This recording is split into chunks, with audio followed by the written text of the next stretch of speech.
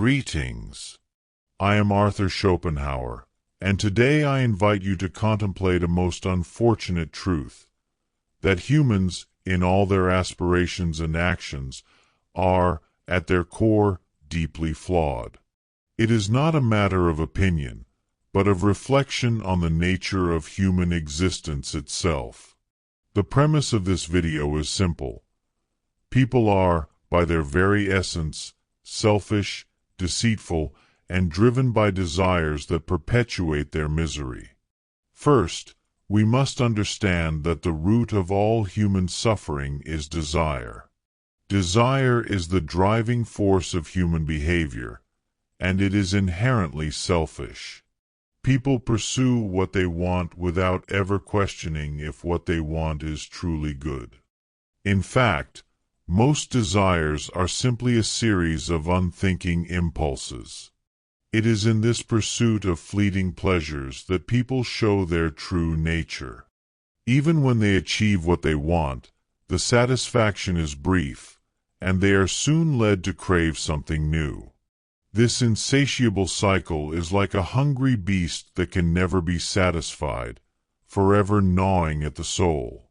The pain of unfulfilled desire is masked by the false comfort of momentary pleasure, yet both lead to more suffering. Furthermore, there is no escaping the fact that humans are inherently selfish. The ego dominates every action and thought. This egocentric nature is not merely a flaw, but a fundamental aspect of human beings.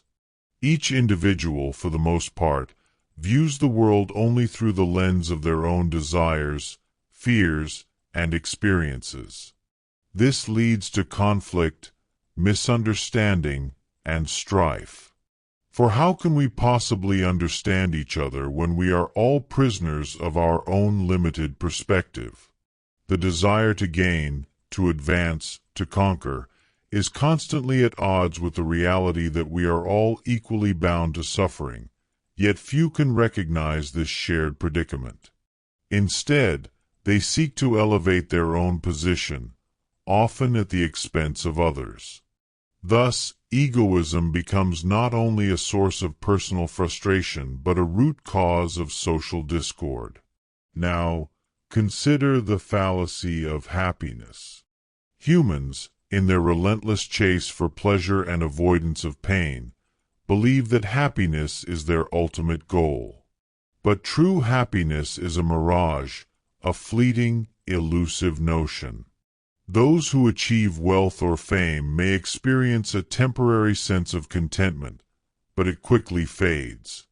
Even love, which many see as the pinnacle of human fulfillment, is a source of suffering. For it is often based on possessiveness and fleeting affection, not genuine mutual understanding. Happiness is a mirage on the horizon that grows farther away the closer one gets. For no one can escape the cyclical nature of desire. The temporary joys of life are always overshadowed by inevitable suffering and dissatisfaction. Let us now examine the futility of human endeavor. People labor endlessly, believing that their work will bring them meaning or achievement. But all human accomplishments are ephemeral.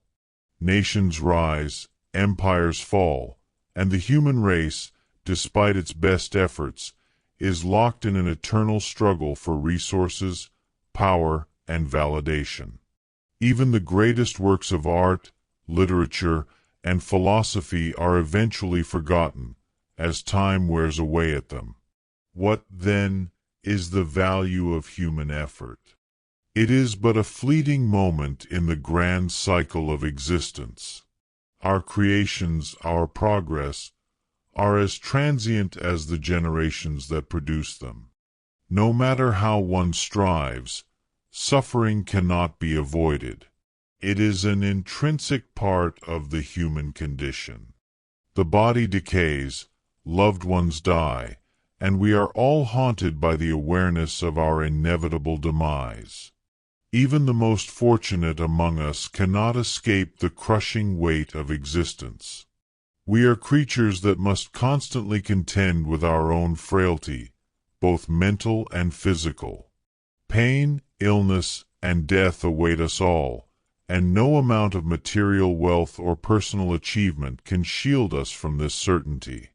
Let us now turn to human relationships.